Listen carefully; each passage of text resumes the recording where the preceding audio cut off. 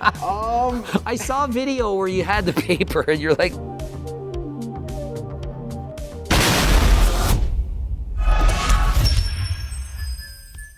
Coach Greg, and I'm here with William Lee, and we have a Q&A for you. We're gonna ask your most personal questions. We're gonna answer as open and honest as possible. And so, are you ready? I'm ready. I haven't done a Q&A, so I'm ready for the questions. Hopefully we got some spicy ones coming. Chris Joyce, I think most people wanna know more about his original weight loss. Haven't seemed to find him talking about it much, but he shows his old chubby before pictures all the time, and so. Yeah, that's a really good question. I've actually get this all the time. They're like, oh, were you a skinny kid before a fat kid?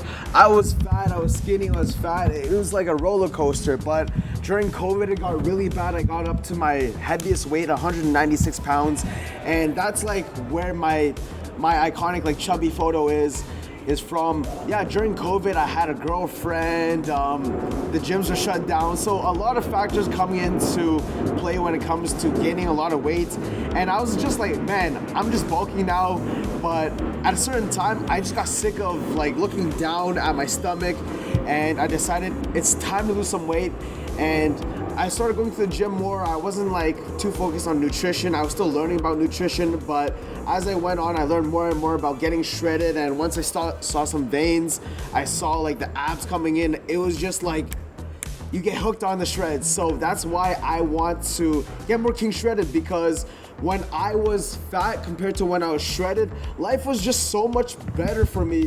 When I reached my fitness goals, got shredded. I got happy through achieving my fitness goals, so that's why I do what I do. I want other kings to get shredded as well. Now, was there any moment that like precipitated, like did somebody say you're fat, or did your girlfriend call you fat? Or was there a moment that said you need to lose some weight? Or did you just look in the mirror one day, like you're walking by the mirror and you're like, holy, I need to lose weight? Yeah, that's a really good question. A lot of the times when you're with friends, they don't want to call you fat. So even my girlfriend she's my ex now, but back in the day, I'm like, babe, did I get fat? She'll be like, no, you look the same as before. And then I look at old photos and I look at myself in the mirror, I'm like, she's either lying to me or I'm tripping. But yeah, I definitely, when I sit down, when you look down, you see the stomach, and it's like, you see it in your face as well. Coming from not being super fat, going into COVID, gaining a ton of weight, you kind of in the back of your mind know that you've let yourself go. So I just really needed to bring it back. I had to,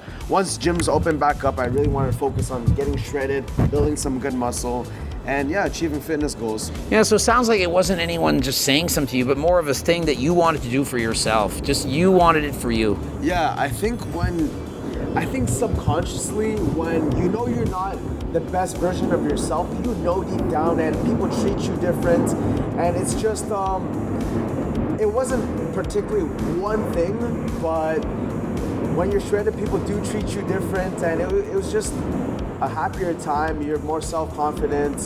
When you do lose weight and you achieve the fitness goals, you go to the gym, have a routine, have a diet that you stick to. It shows a lot of character. Josh G Fitness, ask him if the pressure to stay lean from social media has damaged his mental health, physical health, and if he's not healthy at his current body fat percentage, and what would it take for him to gain the fat necessary to regain his health? I think as a social media influencer, there is so much pressure to stay shredded, especially because like my main image is like the shredded king, or like I'm trying to get others shredded as well. And I'm thinking like, if I want others to get shredded, I can't be not shredded myself. Being a natural, staying too shredded year round, it definitely takes a toll on your mental, and sometimes I do have a lot of brain fog and low energy, but a lot of times I read the comments, I see kings coming up to me telling me how much I've inspired them, and that keeps me going. And without the support from the kings, I don't think I can like stay this shredded, stay motivated all the time. And I'm not saying I stay motivated 100% of the times. I do have my ups and my downs, but definitely the support from the kings helps out a lot. Now, would you say that you've been leaner than this before? Like, are you lean as now as you've always been, or what level are you at compared to your best, like ultimate best? I would say I was a bit leaner before, but I was a lot smaller as well. I've been in the 140s recently. I'm around 160 pounds now, but in the past I was like 140s, really like getting lean, very super cut, but I was also losing a lot of muscle. And something that a lot of people don't talk about is that when you get so lean, every pound you lose, it's not gonna be mainly fat. There's a lot of muscle that you're losing too. So for me, it wasn't worth it at that point getting more shredded, because for every pound I lost, I was maybe losing half muscle, half fat. So I think that finding a balance for people is very important. And so it sounds like you got too lean and realized it, you felt the brain fog, and so you've upped your calories a little bit, increased body fat a little, and with that come a lot more muscle. And so the guy's basically saying, how would you gain fat necessary to regain his health? Like, do you feel like you need to gain more fat? Like, are you good right now, or do you think you need to gain 1% or 2% to feel like in your optimal zone? So I think if you're not a social media influencer and it's not part of your job to stay lean, it's definitely gonna be a lot harder. But since it's part of my job, I see it as a necessary sacrifice that I have to make. It's like some people, they go out into the coal mines, sacrifice some of their health to actually do what's necessary for their job. And I think that even for me, I don't advocate staying this lean year round. I want people to get shredded maybe for a couple months max, but definitely do not stay super lean below your set point. Some people can bear it more than others, but for me, even at this body fat percentage, I'm not as shredded as I was before, but still I'm feeling the effects. I think technically I would be a little bit healthier, having a little bit more fat on my frame, but at the same time, I don't feel good enough to post videos sometimes if I'm not super shredded, because I want people to be able to look up to me in the sense that, hey, that guy's super shredded. I want to catch people's eyes and inspire others to get shredded. But in terms of overall health, it's a give and a take. You know, when you're super shredded, you feel good about yourself, you feel good about what you've achieved. I just feel that when I was a little bit chubbier, I wasn't there mentally in terms of how good I felt about myself. Dylan M says, ask him if he's ever had a paper cut, and if so, how he survived. I saw a video where you had the paper and you're like, let's see what happens. You ready? I'm ready.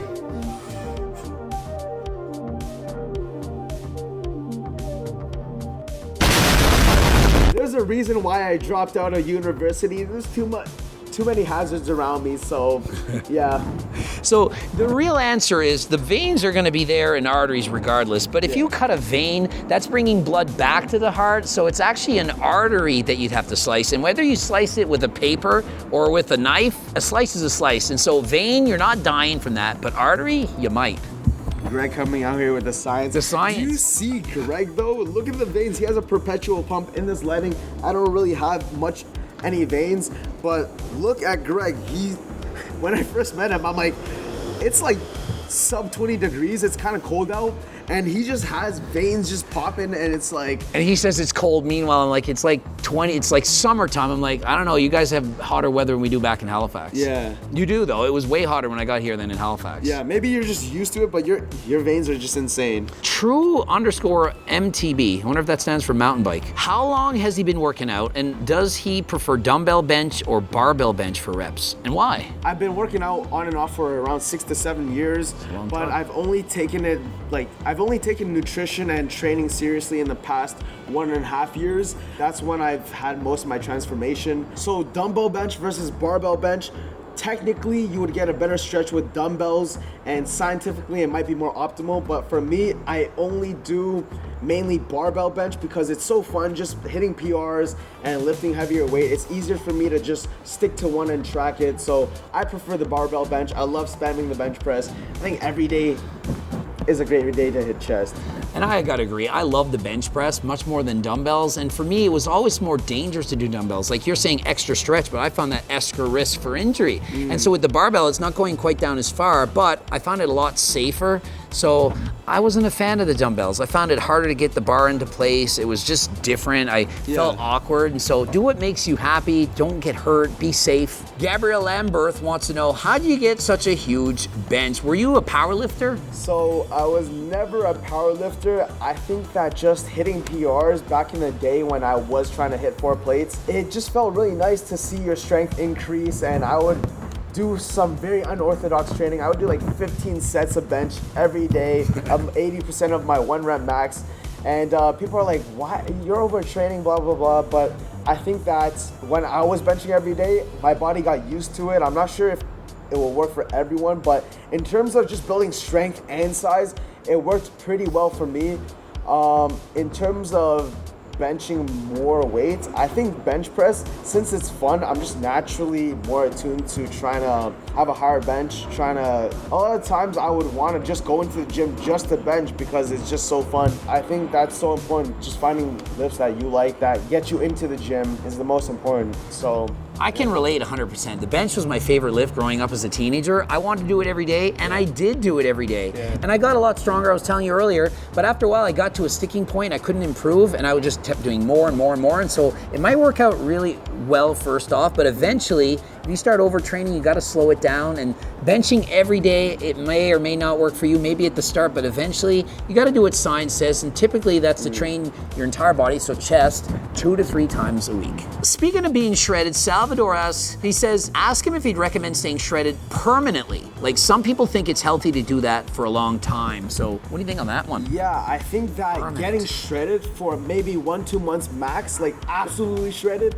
is viable, but any period longer than that, it might start to affect you negatively. So I think that for most people, everybody has a different set point of what body fat percentage that their body is most comfortable with. Some might be 10%, some might be 15%, but I would recommend being absolutely shredded for max maybe 2 months, and for the rest of the year, just up your body fat percentage to a comfortable point where you're not feeling like you have a lot of brain fog or a lack of energy. And yeah, I do promote, like, I do want people to get shredded just to see what they can achieve through their body, but in terms of staying shredded, I don't promote staying shredded year round. For most people, I would say 10 to 12% body fat would be a healthy range where you can still see your abs, but you're not like absolutely diced. Being absolutely diced might look cool, but definitely it's not the healthiest thing out there. And I gotta say, being permanently shredded all the time, like single digit, 5, 6, 7, 8, 9, even 9%, that is hard. My goal is always for people to get halfway there. Like, you can still have abs, but they don't need to be like rock hard, crazy. And just so that you know, girls don't need that. They don't think you're hotter at 5 or 6% than you are at 15%. They've done studies, I've looked at the research, it's not that big a deal. And so don't think I have to be single digits. Really, if you're somewhat healthy, 15% body fat, that's perfect. You don't need to do any more dieting than that. And so rather than being permanently shredded, let's be permanently kind of shredded.